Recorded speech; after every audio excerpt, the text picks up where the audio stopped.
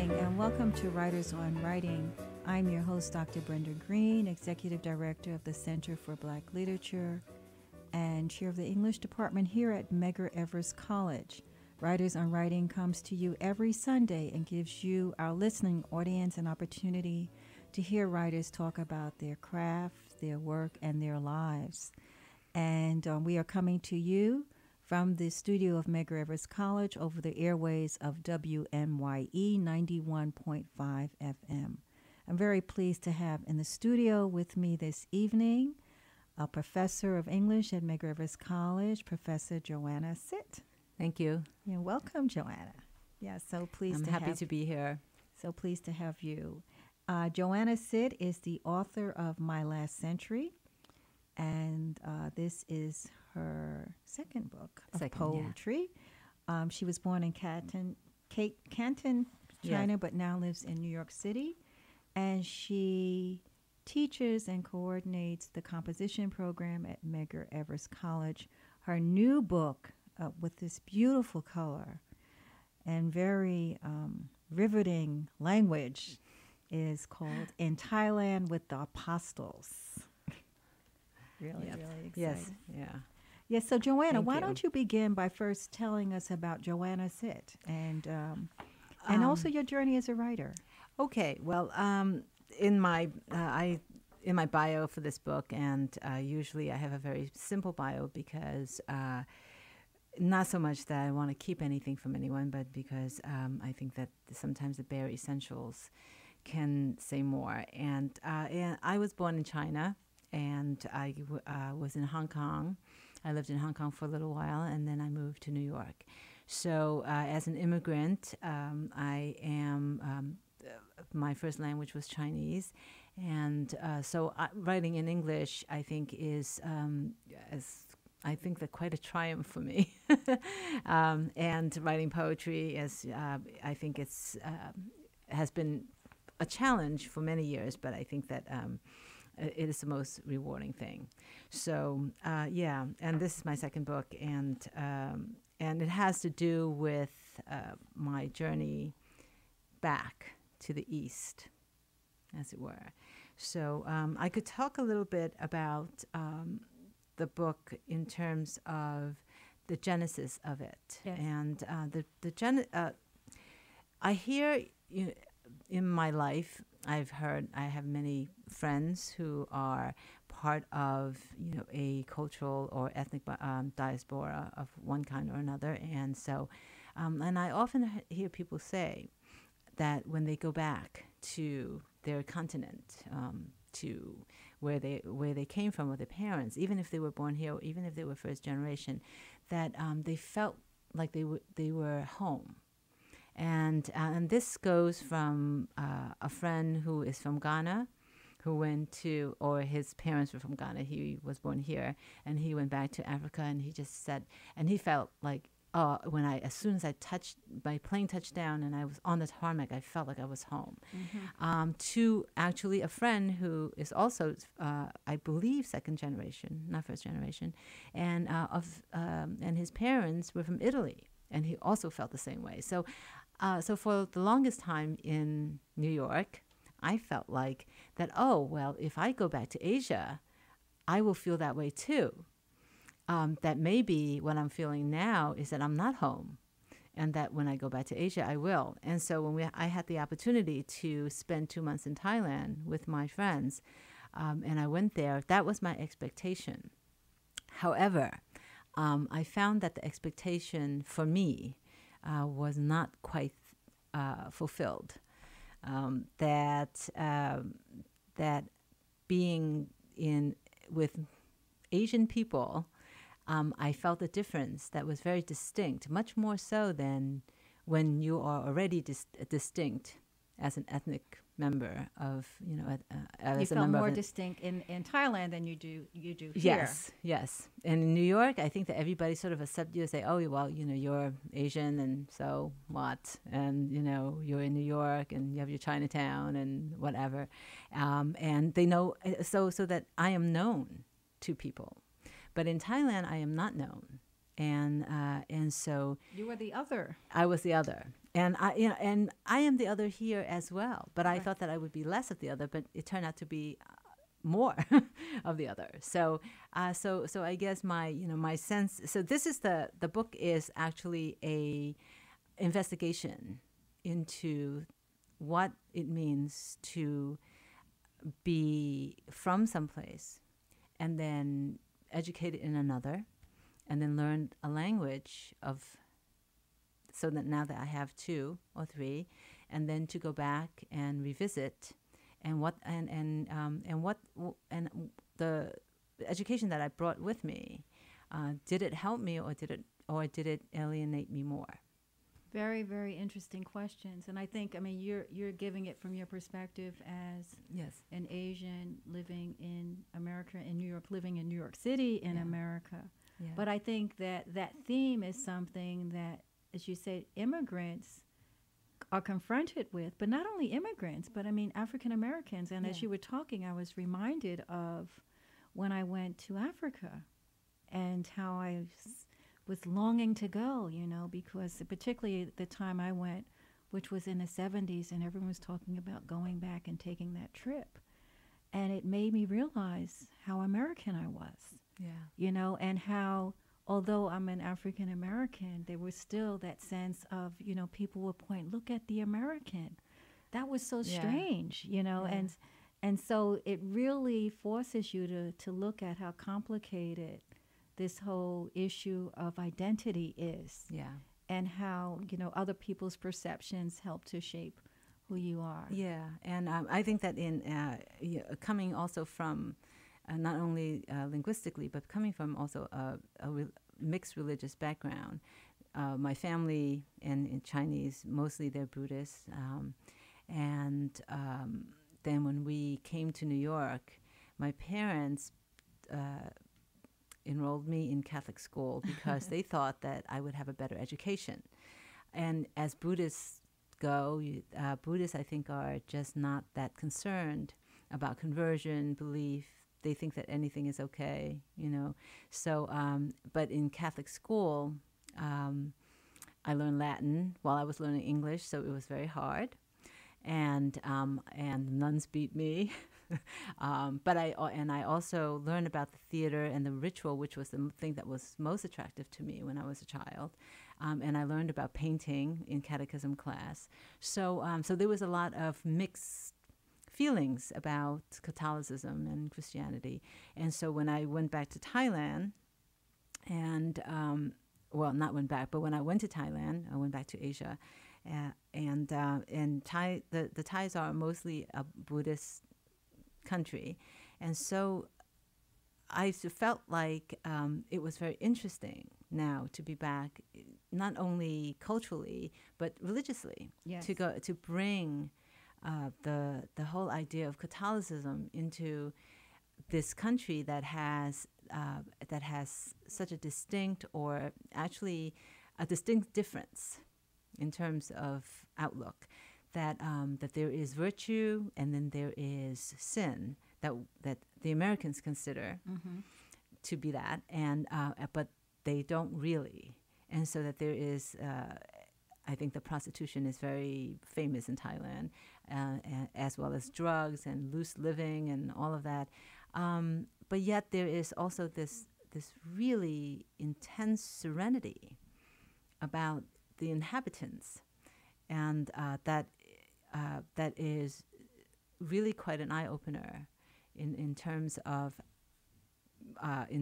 my visit there, and just going through the people and seeing how they dealt with all of that through the eyes of someone who has very definite ideas about sin and virtue. So that's part of the book, is about me also being there with the 3 of them, the 3 apostles. I call them apostles, but they're really 3 friends, and there 2 of them are Catholic, and 1 of them is Jewish, and so and to go with them, and then to see the reaction of the people, and how they respond to us, and how they respond to me, and the confusion that Right. the people It's have. one of the it took me a while to get it, but one of the apostles. First, I wanted to ask you why you chose the name, In in Thailand Time with with the the Apostles, Apostles, right. but Baby Jesus, that, like, I just like couldn't figure that one out for a while. Well, because that he is now my husband, Baby Jesus, and I still call him that. But he, when I was dating him and we were dating, he is someone who's American and he's white, and so I feel like that I come from a very not a distressed background, but I was an immigrant. I didn't have a lot of privileges and entitlement, but and to me, he seems like he had, and the way he was brought up and the way I see his position in his family was very different from mine. And his parents adore him, and just everything that he does is okay. And so to me, it seemed like he was the baby Jesus in the manger, that everybody came to idolize him, in that way. So as a joke, we used to call him Baby Jesus. So, and when I wrote this book, and I had to, and the other two friends, they're both named John. So I just thought, well, there's John and Peter. So they're like the apostles. Okay. So, so it was just that. And being, partly a religious type of book, I thought that, I would just put that in. Very interesting, the spiritual journey. But initially, I began, well, Baby Jesus also has a certain sensitivity, more sensitive than the other apostles. And he is, yeah. And well, they all have their own, little thing. Right. But at the end of the book, when I was sick and he was there, that it's just the whole idea of being saved.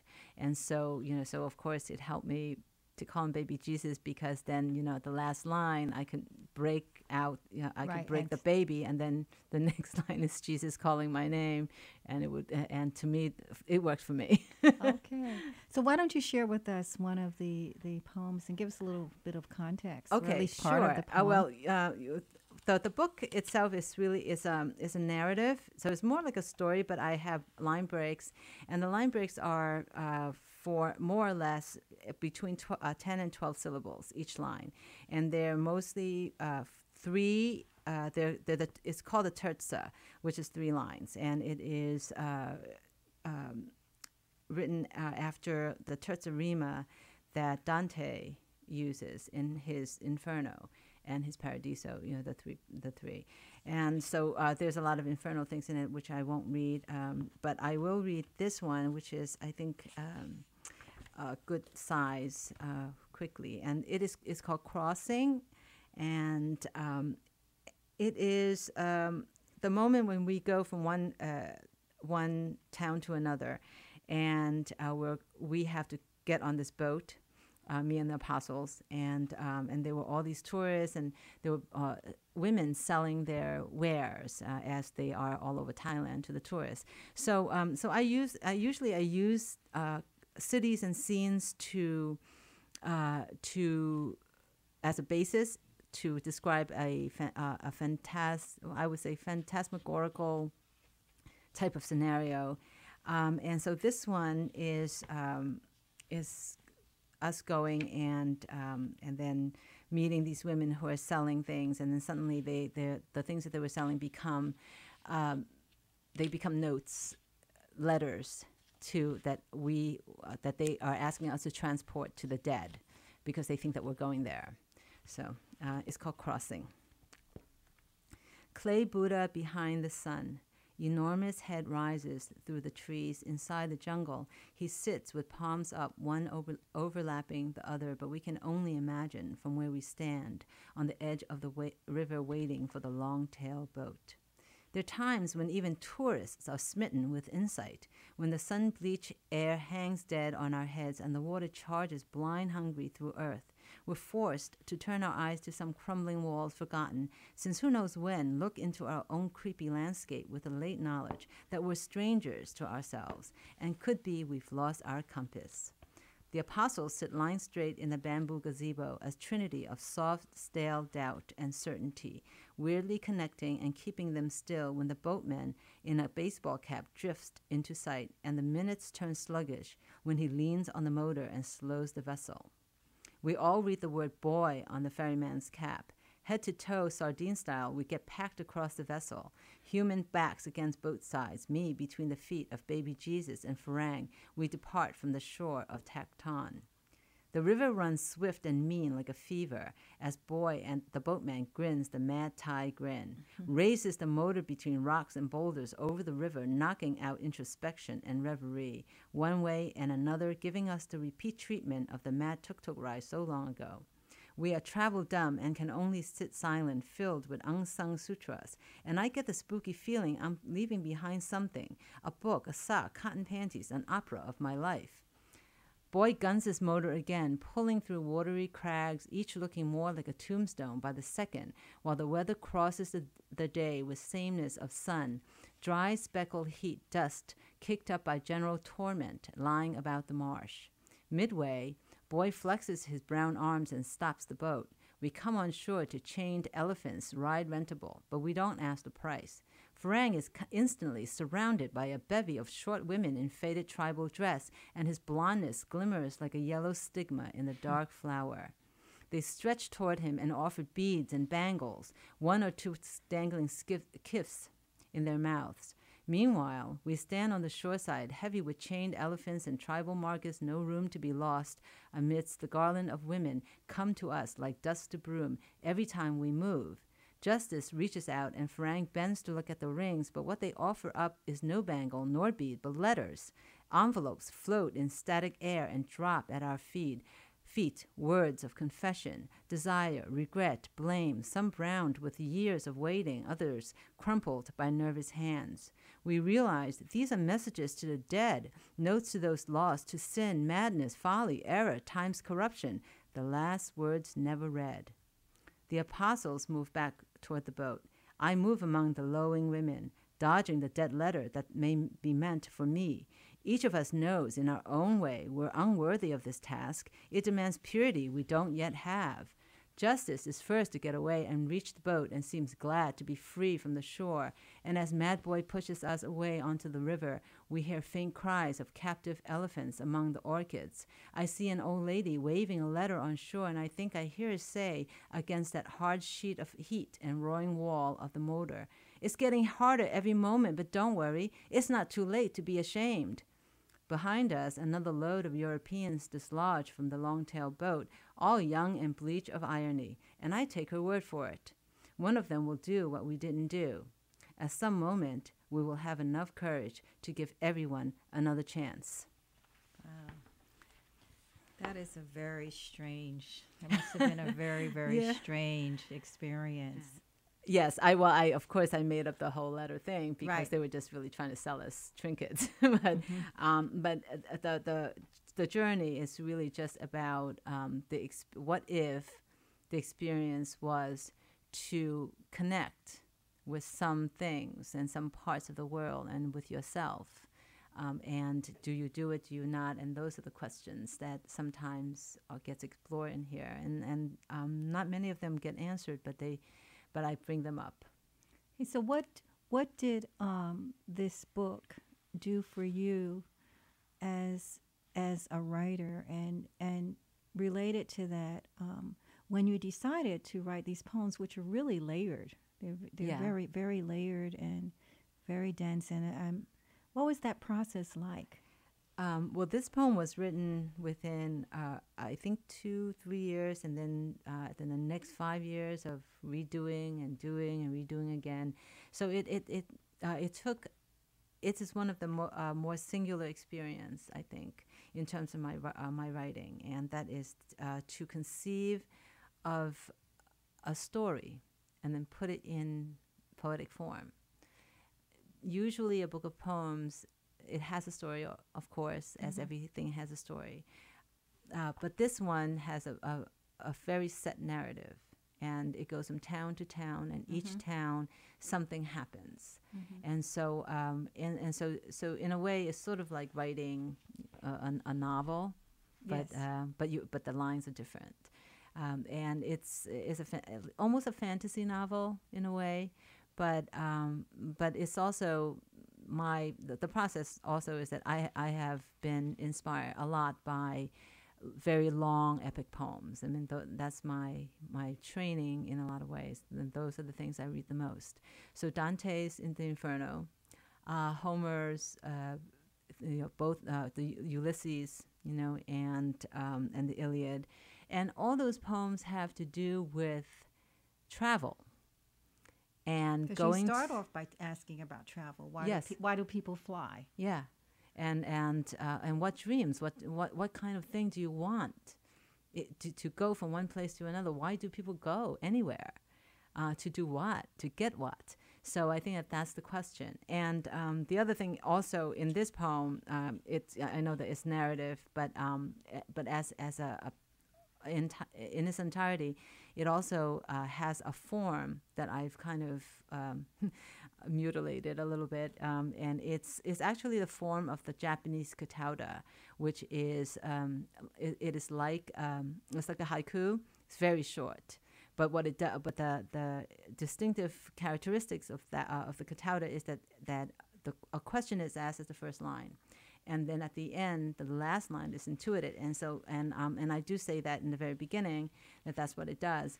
And so I wonder. So I think, okay, so what would happen if I stretch it out and I ask the question at the end, in the beginning, and I give an answer at the end, but then in the middle I give you all this information, and how would that work in terms of answering the question, or even just making you look at the question again?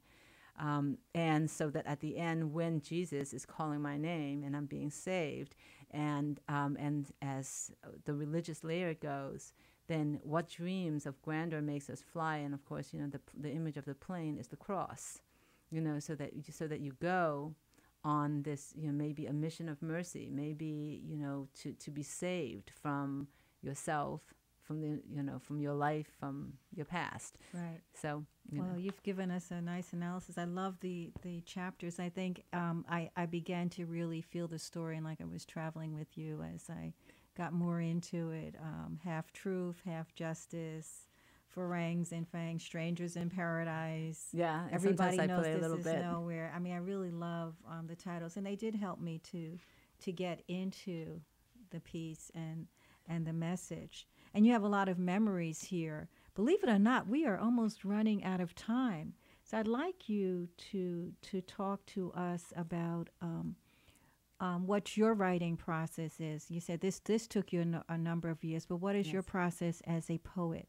And how do you find time to write? Well, yes, I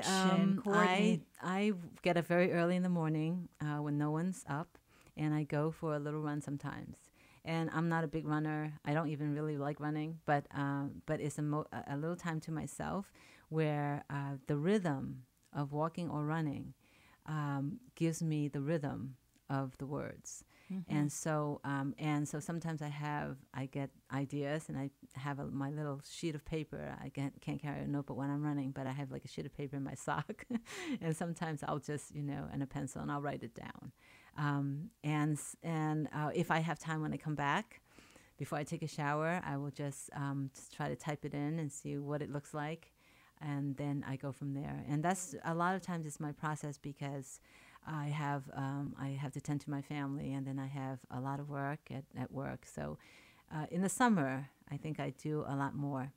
Okay. And what message do you have for students? And I just want to, if you can weave this into your answer, as someone who is a person of color and is writing and has had to defy stereotypes, what message do you have to students, and has that affected your writing in any way? Yes. I actually have a poem about teaching. But my message to my students always is to read everything by everyone. You have to read. You have to be democratic. Don't limit yourself. And in reading and not limiting yourself in that way, you won't limit yourself when it comes time for you to write. And I think that the professors in the English department are really smart. They're really well read, and they are they are people that you need to experience to grow as someone who's going to contribute to the world as a global citizen. You know, I think that's how I like to see my students, that they will be people of the world. Okay. Yeah. Okay, so I want to thank you, Joanna, for sharing this time with us. Professor you. Sit in Thailand with the Apostles. I love the title. And I want to encourage our listening audience to go out and purchase the book. You can order the book, I am sure. Yeah, you can. Okay. On Amazon. And also with the publisher. Okay, Yeah. and the publisher is? Yeah, the publisher is Spuyten Duyvil, and they're here in New York. So if you go to spuytenduyvil.com, Spell it? Yeah. I'm sorry. Okay, and it is SPUYTENDUYVIL. Okay, and if you can't remember, It's Google Joanna Sit. Yes. In Google Thailand. me. Yes. In Thailand with the Apostles. And you have been listening to Writers on Writing with your host, Dr. Brenda Greene. Remember, the writer's always reading, the reader is always writing. Keep reading and writing. Empower yourselves as readers and writers. I want to thank my engineer, Fritz, for always being there, and invite you to come back next week. Write to me at writers@mec.cuny.edu. Thank you, and see you next week. Thank you, Joanna. Thank you so much.